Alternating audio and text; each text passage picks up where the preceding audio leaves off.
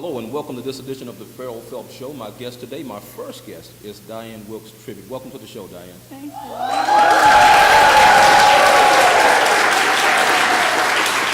You know, as I've said in the aforementioned message there, we're talking about skin and the skin that we're in and learning to love and accept the skin that we're in. Now, you have an interesting story. Your skin began to change at a particular point in your life. Tell me a little bit about that, if you will. Sure. So when I was about 9 years old, my mom noticed that I had a pimple, or like a little white spot on the middle of my forehead. And at first she thinks being 9 years old, it could be something that happened as a kid. You're running, you have a scrape and it's scarred or whatever. But then multiple spots started showing up. Mm-hmm. So she took me to my family doctor. A family doctor said she needed to make sure I saw a dermatologist. So at that point, we went to a dermatologist on the south side of Chicago, where I grew up at. And the doctor diagnosed me and said that I had vitiligo, and I was the youngest case he had ever seen with it. Okay, and that's how you found out about it. So what I want to ask you now is, how has vitiligo affected the duration of your life, and how did you first start to accept it for yourself? And I know you're still going through that, but just give me a little bit of that, if you will. So in the beginning, of course, it's hard because what vitiligo is, it's a skin disorder, it's an autoimmune disorder, is what they say, that causes white patches on your skin. And so at 9 years old, you can just imagine that one day you're completely one color, and then all of a sudden you're starting to lose your pigment all over your body. So I think the biggest transition for me was that I was in a private school and was transitioning into a public school.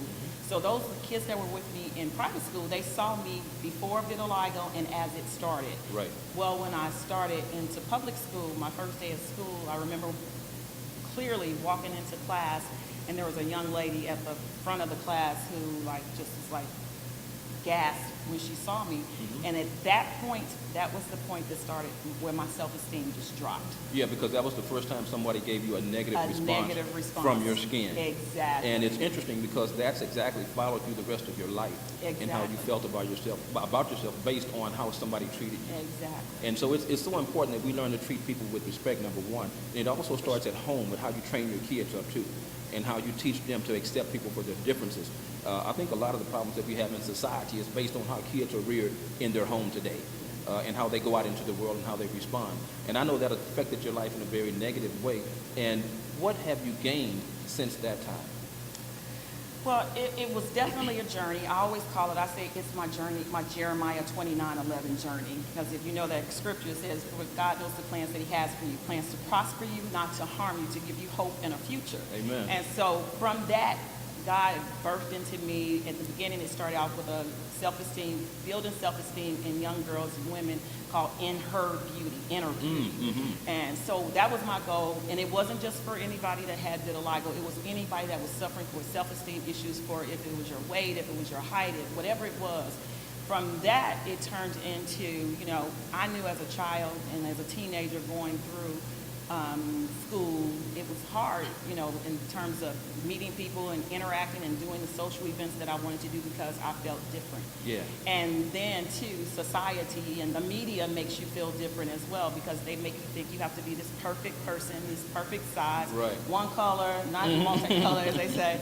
So a lot of that stopped me, and then as I started to embrace who I was, God started showing me that nothing had really changed in my life. It was how I was seeing myself because of what other people were saying. Self-perception. And oftentimes that reflects how we are in the world, based on how we perceive ourselves and how we see ourselves. And it also affects our self-esteem. Now, as a result of what you've gone through, you actually started an organization to help others. Tell us a little bit more about that organization. So in 2016, last year, we started the Houston Vitiligo Awareness Movement. And what it is, it's a group of individuals, and some of them, the team is here today with us today. So,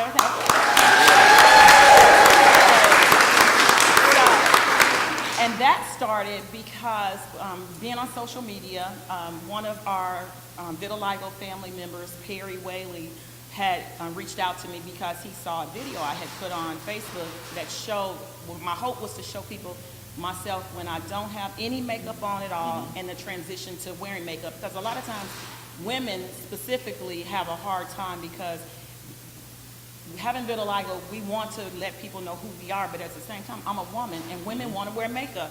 And covering my vitiligo doesn't mean I don't have it. It just means that's what I choose to do. So anyway, he approached me about that video and asked about doing their 30-city tour where they were going out to different cities to talk and promote and talk about awareness about vitiligo. Right. And Houston just happened to be, one of we those worked out places, the huh? first stop on the tour. Yeah. And we had April 8th marked our first inaugural event, and we Awesome. are now. So it's going really great. We received recognition from the state of Texas, and everything is just, I mean, doors are just opening, and it's for everything that we want, which is just to bring awareness to the community, to the world, and let them know what vitiligo is and what it's not. Absolutely, absolutely. You know, and that's the beautiful thing about going through different life experiences. When you can take that thing and turn it around to help other people who are going through the same thing itself. Exactly. And that makes your experience one that is not in vain. And you've certainly done that. Diane, thank you so much. Thank you. Is there anything else that you would want the listening audience to know? Just educate yourselves about what vitiligo is and what it is not. A lot of people have this preconception that vitiligo is contagious. You can touch me. I don't. It's not contagious. Please be acknowledge our children. Our children, we know that bullying is a thing that they deal with today on a day-to-day basis as it is. And when Absolutely. you couple that with vitiligo, our kids are having a hard time in school. So our goal is to educate, and get into the schools and educate even more. So that's our goal. And we appreciate you for having us on today. So that helps us to start further our goal in bringing Absolutely, awareness. absolutely. And thank you very much. We appreciate you being here, Diane. Thank and also, you. I want them to know how to get in touch with you. You can reach us through the Houston Vitiligo Awareness Movement. You can contact us on Facebook, Houston Vitiligo Awareness, on Twitter, same thing, or you can send an email to houstonvitiligoawareness@gmail.com or call us at 832-452-0650, 832-452-0650. All right, thank you so much. And we'll be back in just a moment. You guys stick around. We'll be back.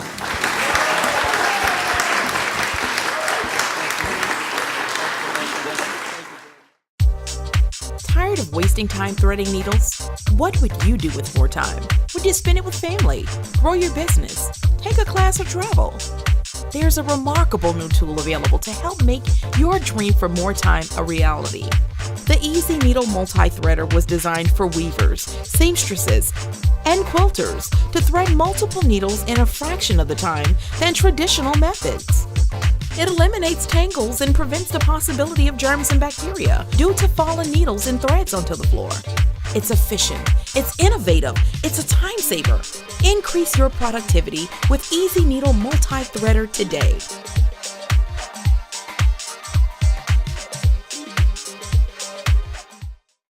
All right, we're back. My next guest is Cece. Welcome to the show, Cece. Thank you. Thank you.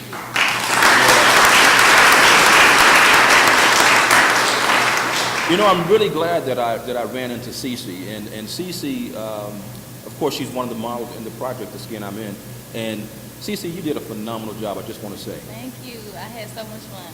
Yeah, So much. you did a phenomenal job. I want to go back a little bit to the day that we took the photographs, and you sat down at the computer and you began to look at your images and you began to cry. I did. And I remember you saying to me, "Now I feel alive." Yeah. It was my first photo shoot ever, especially dealing with vitiligo. I had never been in front of the camera until I was, taking a selfie. That's about it. But when I did that photo shoot, he was like, "Yeah, that's it right there. Give me this, give me that." And I was able to do that without even thinking twice.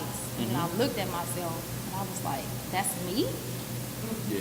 And I just felt so beautiful. Like, Yeah. it was amazing.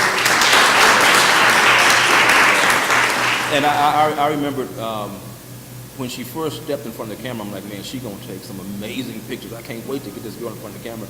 And she did not fail me. And I got a very special announcement to make as it relates to Cece that she has no clue about. But Cece will actually be the cover model for the book, The Skin I'm In.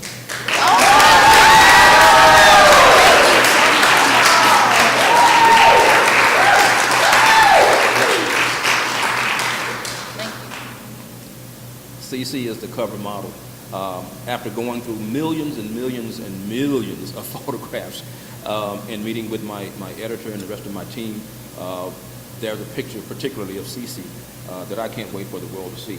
But she is going to be the face of the skin I'm in.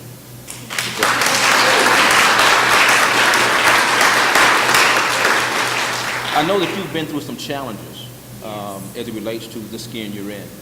Tell me a couple of those challenges, things that have really affected your life in a negative way. Starting out when I was young, I was 8. My mom noticed I had white patches on my knees, both knees, and she didn't know what it was. So I went to the doctor, and the doctor said it was vitiligo. I didn't participate in sports. I didn't participate in cheerleading like I wanted to because I didn't want to wear shorts, skirts to show off my legs. So I didn't do any of that. I did do ROTC because I had a choice to wear pants or a skirt. So I did that, but I still wasn't accepting vitiligo. But as I got older, it went to my face, it went to my arms, and it was just like, look, this is me. I did want to wear makeup. I tried it, but it got out of control. And so I was like, well, the makeup is not going to cover it up. So I just stopped with the makeup and accepted it. This is me. I accept it. I can't change it. There you go.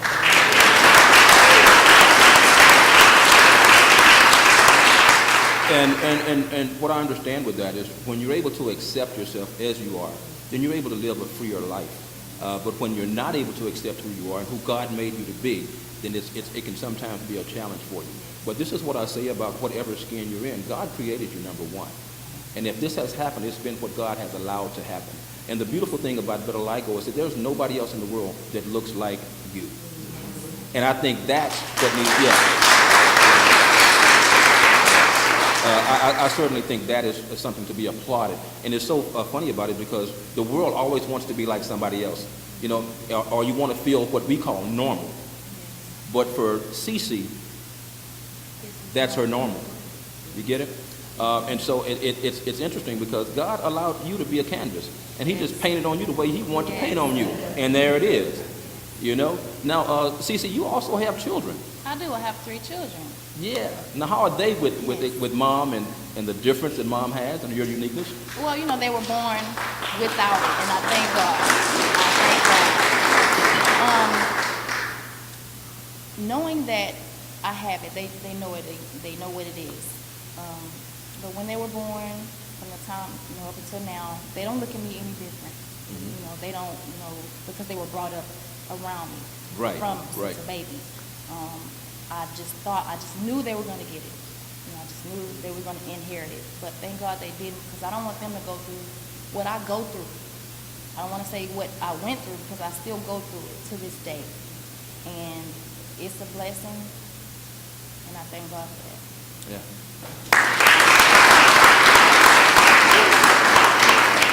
Cece, I want to ask you, are there any closing remarks that you'd like to make for maybe, let's say, a young girl who's going through exactly what you've been through? What would you say to a young girl right now? Be yourself. Don't change for anybody. If you want to wear makeup, it's fine, but you don't have to. You don't have to, hide because you have family. You have your vitiligo family, and we're always here for you, and we love you. I love myself. There you go.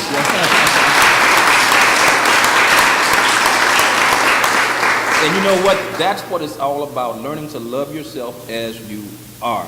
And when you radiate that type of energy, that's what you will attract in your life. Thank you so much for joining me on this edition of the Ferrell Phelps Show. Awesome job. Thank I wanted to so surprise you much. today. I wanted Yes, to surprise you you today. did that. You're the man of surprises. All right, Yes, there it is. yes. All right, Cece, thank you so much. Thank you We'll be so back in much. just a moment. You guys stick around.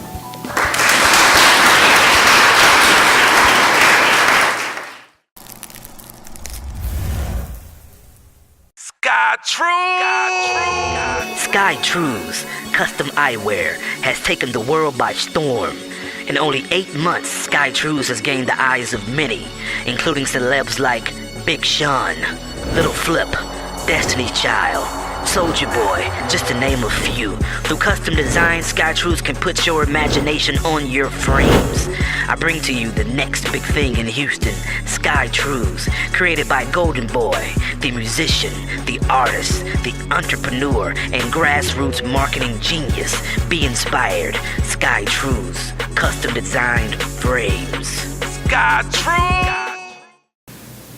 All right, welcome back to the show. My next guest is Lola. Lola, welcome to the show. Thank you for having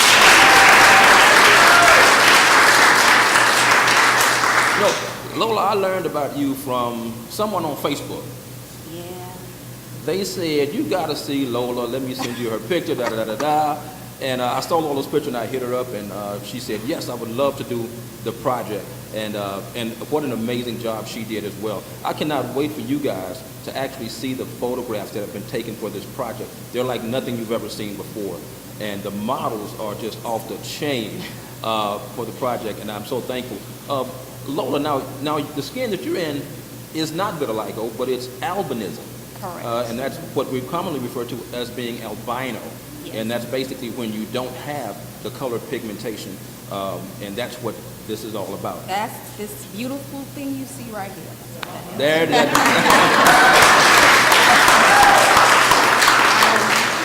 Now, what has life been like for you, being albino? You shared a few stories with me, and I'd like to hear a little bit more. So it's interesting. It's a little different from vitiligo because I think when you have vitiligo, people can tell your ethnicity. With me, it's different because people question me all the time, or they make assumptions about where I'm from. What I'm biracial, am I black, am I white? I'm from Louisiana. I don't know what that has to do with anything, but you know, there's always that. But it's interesting. So I don't spend a lot of time in the sun. I am African American. Both my parents are black. They are pigmented. I have 2 children. They're both pigmented, and it's just interesting. It's interesting on a daily basis. So I know that you've experienced some negative things that you've shared with me. Let me know a little bit more about that. So my negative experiences are really more race related than related to my albinism, because like I said, people don't know how to take me. So depending on the company that I'm in, people will say things not knowing that it's offensive, because again, like I said, they don't know.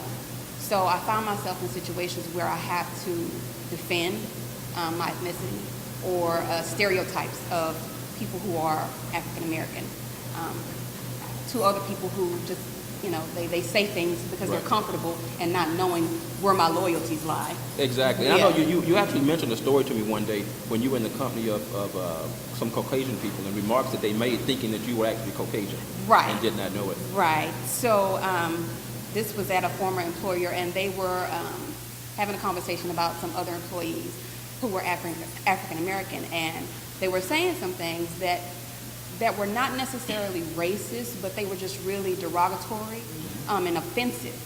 And me, as an African American woman, having, you know, African American children and so forth and so on, I had to correct them, you know. But I did it professionally. You know, I let it be known that I am African American, and regardless as to whether they knew that or not, this is not a place for you to bring or air your personal views in regards to race, politics, or whatever the case may be. You know, this was not the environment for that, and I excused myself from that meeting.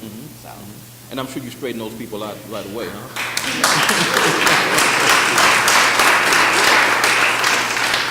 I want to ask you, what has your experience been like being a part of the project, The Skin I'm In?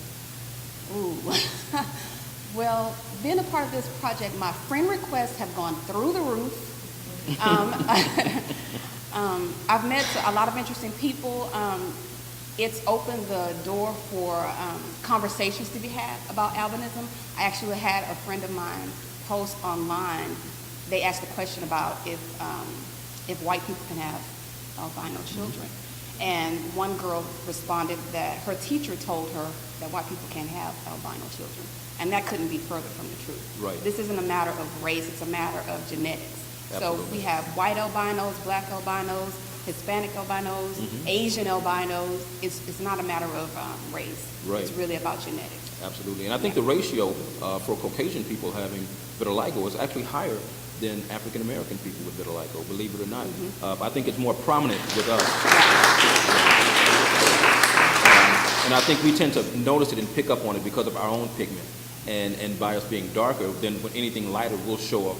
And so therefore it'll make it more noticeable at that time. Hey, I'm glad that your Facebook thing went up a little bit. Hey. Yeah. About 15 minutes of fame. Yeah, 15 minutes. Well, you know what? I think your 15 minutes of fame going to have to last a little bit longer than 15 minutes. Okay. Because we got a lot of stuff happening with this project. This is only the tip of the iceberg, so y'all ain't ready for what's next. I'm excited. I'm ready. There you go. And I want to take all the models with me.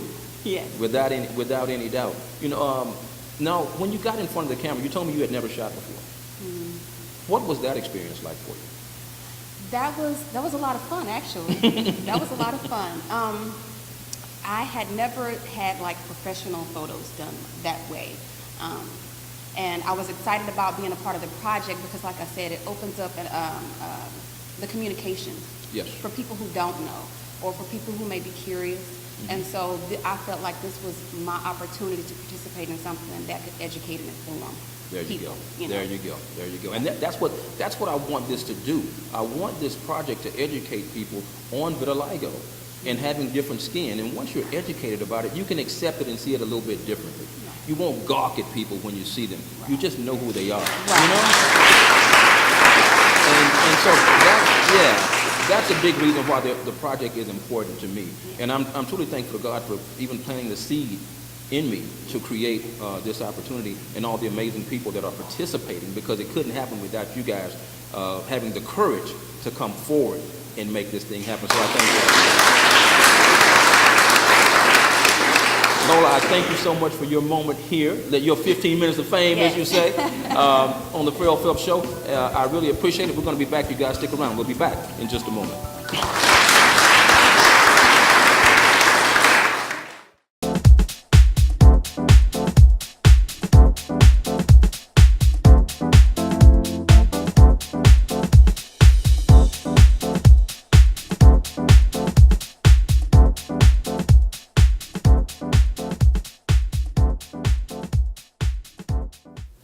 All right, welcome back to this edition of the Ferrell Phelps Show. My next guest is Kenneth Jones. Welcome to the show, Kenneth. So glad to be here. Absolutely. You know, this journey has been very interesting to me. When I posted what I was looking for on Facebook, I said I'm looking for models with different skin tones and this type of thing to be on the show. And I started getting a flood of photographs in my inbox. I mean, there's so many people, I couldn't get everybody. And then I saw Kenneth's story. His wife actually contacted me about his story. Kenneth has come from Mississippi to be a part of today's segment and to be a part of the project. And I'm going to give you a little bit of Kenneth's story from what I've understood as he shared with me. Kenneth does not have vitiligo. That's right. It is not vitiligo. And what he has is something that's extremely rare. Tell me a little bit more about what that is. Well, as of October 2015, I was diagnosed with multi-forms of ectodermia, and due to my hospitalization, I had rapid skin loss, and all my pigmentation just wiped off. Yeah, he had rapid skin loss. Yes. And all the pigmentation just came off. And I remember Kenneth telling me a story that just really put me in awe when you described it to me, how you were going through the process, but then one morning you woke up and was it your skin cells? Or explain that for me, the way that, what was in your bed when you woke up? Actually, it was dead skin cells.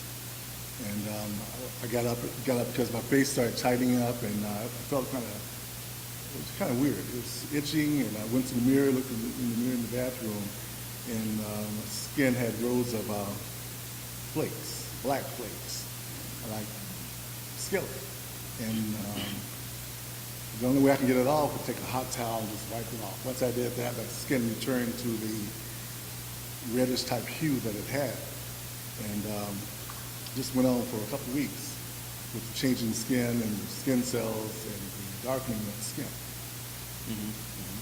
And as a result of that, not only did the skin change, but you actually began to lose your nails, or was it your toenails, or? I lost my fingernails, my hair, my face, all of all the hair on my body just came off along with the skin. I peeled right back. Mm-hmm. Everything. Yeah. And you described to me the visual. You said it reminded you of was it alligator or a lizard, or what did you tell me earlier? More like a lizard skin. More like a lizard type skin. Scales. Scales. Just like that. And rows. Row after row of black skin on your face. Really? And ears.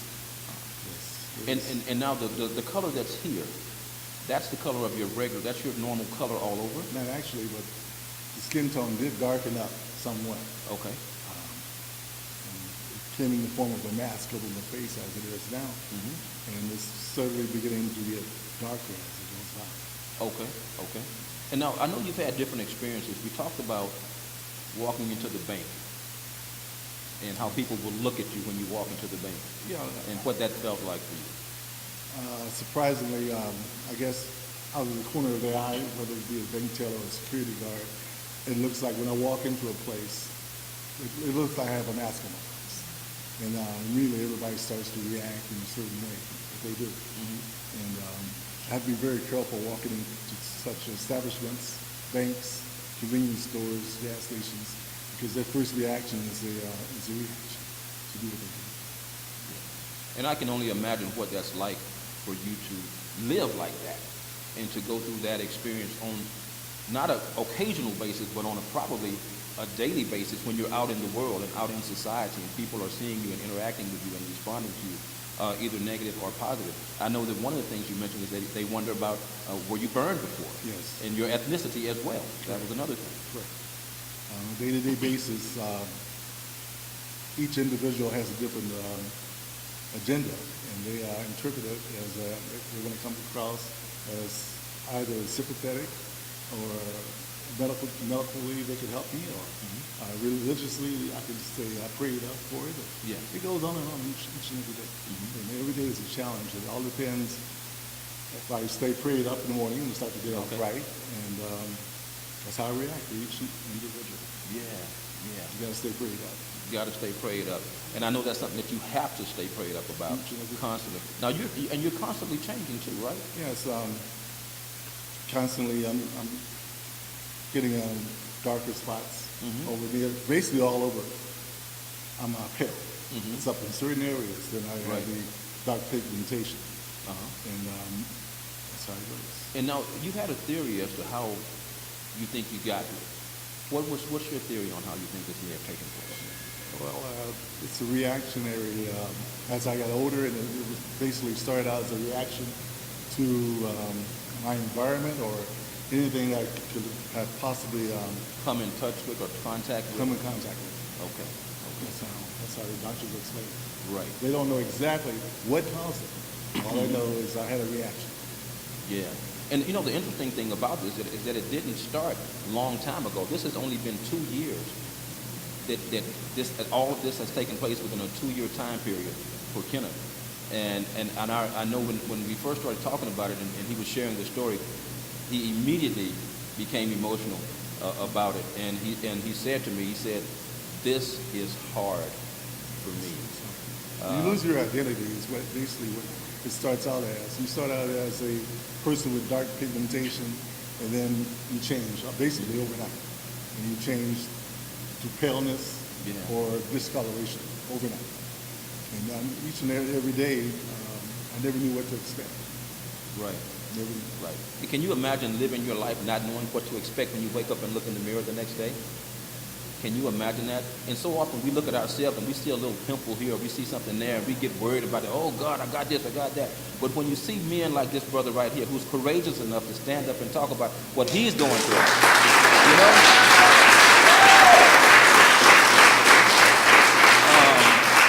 And so if nothing else, this is kind of like a wake-up call for everybody to really take a look at the things that you are allowing to consume your life.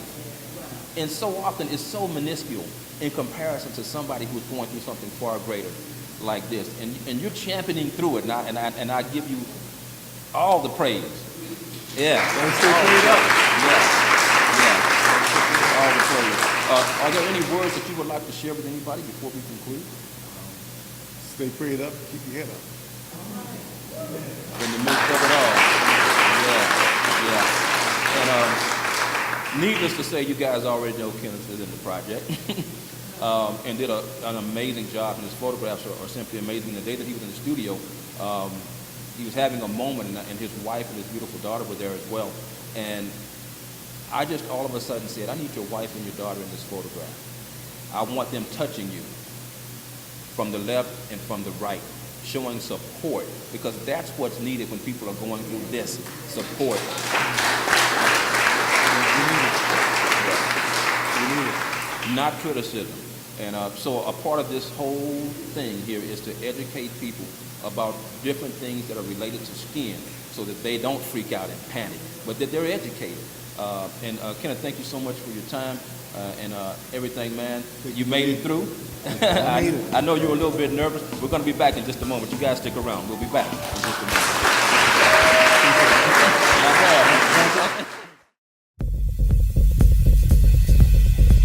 Women invest a lot of valuable time in their stylist chair, creating and maintaining a polished image. Having been in the beauty industry for over 35 years, I have witnessed this investment firsthand. Hi, my name is Elizabeth Jackson, and I'm the owner of Interactive Hair Studio. I love doing hair. I love being creative. I love giving someone options. Through the years, I began to notice how much time was being spent threading needles during the weaving process. In salons everywhere, clients were threading needles for their stylists to save time instead of relaxing and enjoying the experience. I knew that this was not the kind of experience that I wanted to provide for my clients, so I created a better way. The Easy Needle Multi-Threader is designed to make the weave installation process faster and easier, all in 5 simple steps. All you have to do is secure the Easy Needle Multi-Threader to a surface, insert the cushions into the unit, slide the needles into the cushions, place your thread onto the dowel, and thread your needles with the Easy Needle Threader. Stylists who use this product will never have to thread another needle in between weaving again. With the Easy Needle Multi-Threader, they can save time, save money, increase their clientele, and provide a wonderful experience for their clients.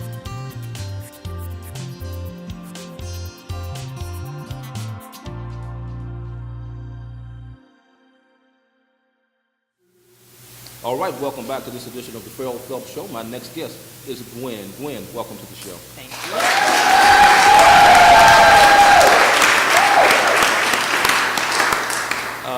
You know, as you guys could probably see with Gwen, she's emotional right now, and I know that she's probably reflecting on things that she's gone through, dealing with vitiligo. Gwen, now Gwen, I know you're a teacher. Teach first grade. Teach first grade, so imagine that, you know. Yeah. So Gwen is an educator in the classroom, but now you're going to be an educator on this show, because we're going to help to educate people about what this thing is all about. Gwen, I want you to take me back to when this first started for you. When it first started was in 1989, and I didn't know what it was. It was just a couple of spots on my toes.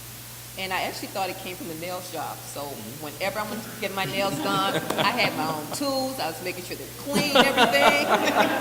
And that went on until 2010. Okay. And that's when it started on my hands, and I went to the doctor. Mm-hmm. So it went from 1989, just those little dots, nothing else happened.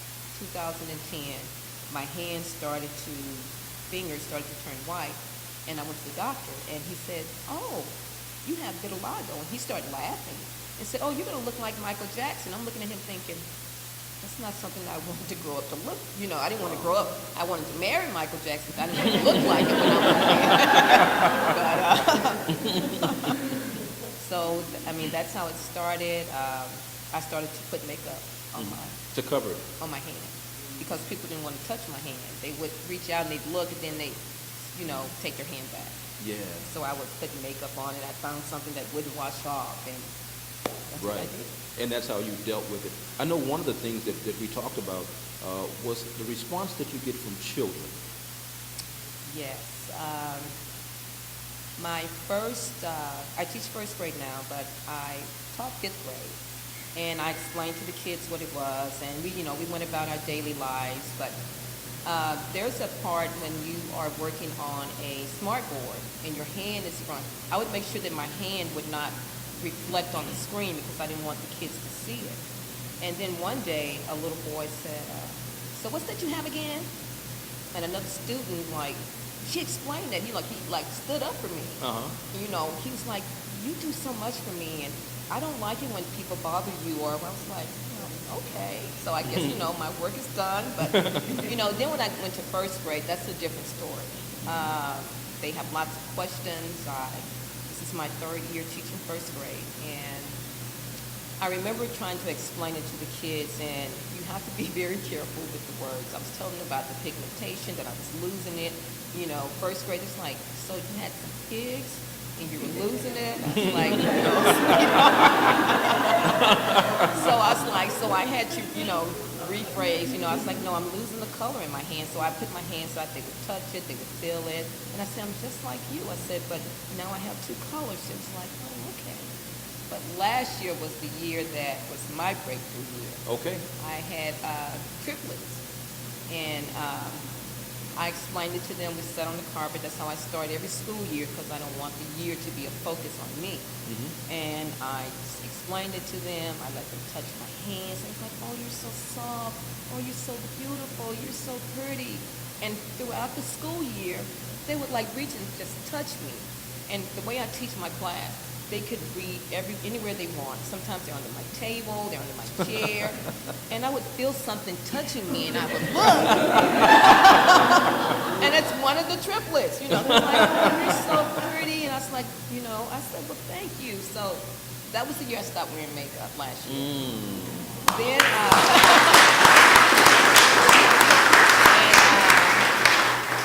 then I met this wonderful guy who tells me that I'm beautiful just the way. But I still have my moments. I remember going to this ice cream shop in First Colony, and I went in, I touched the counter, and was with my granddaughter, and we ordered ice cream, and the guy took my debit card, he took it like this, he scanned it, and we walked to choose our ice cream, but he wiped the counter off. I was like, "Oh, okay." Wow. So he wiped the counter off, he chose our ice cream, we sat down while he did what he was doing. He wiped the chair and the table when I got up. So we walked outside, and I turned around and looked. He came outside the door and wiped the handle off. I mean, it's all the time. I go to cashiers, and I'm sure other, of my Vitiligo family have experienced being at the cashier, and they take your debit card, and you're so used to it. I watch how they handle the other customers, and then when I come, I see them using the sanitizer and things like that. So yeah. And let me ask, what does that make you feel like when you see that? it really, it really hurts. This year in June, when I went to the Detroit World Vitiligo Day, I had the opportunity, to meet some really wonderful people there. So I got a chance. I was on the flight. The flight was late, and there were some little girls staring at me. And there, I could see us like them giving me the side-eye stare. So when I asked her mom, could I explain what I had? So that was like my first time, really talking to strangers, trying to explain it. I told them, everybody knows Michael Jackson. Right. So I said, do you know Michael Jackson? He's like, yeah. I said, well, this is Michael Jackson. I said, people think he bleached his skin. I said, but he has vitiligo. And I have it too. I said, my skin is losing pigmentation. I said, so maybe one day it'll all be this color, and then maybe one day they'll find a cure, and I'll brown back up. And they're like, oh. And I said, you want to touch my hand? So they touched. And the mom was like, thank you so much for explaining that. Yeah, and that's great. And it's always good when you get the opportunity to explain it. Right. Or when somebody can ask you the question. Let me ask you this: how comfortable are you with someone asking you questions as opposed to just sitting back and looking at you? I'd rather they ask me questions. She would rather they ask questions. instead of sit back gawking and wondering this, that, and the other. And you're comfortable with that because it gives you an opportunity to explain. Yes, it does. And that's a beautiful thing. Are there any closing words that you'd like to say? Just for young ladies, young men, to just keep your head up, to pray. God made us this way. We are different. We stand out. Of course, we're beautiful, and just keep your head up.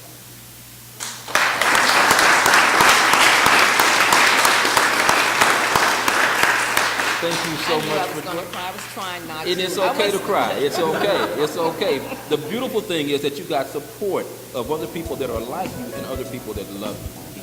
Yes. And we're all here right now. So that's the thing. And you made it through, didn't you? Thank you. Yes, I did. All right. I promise you would. All right.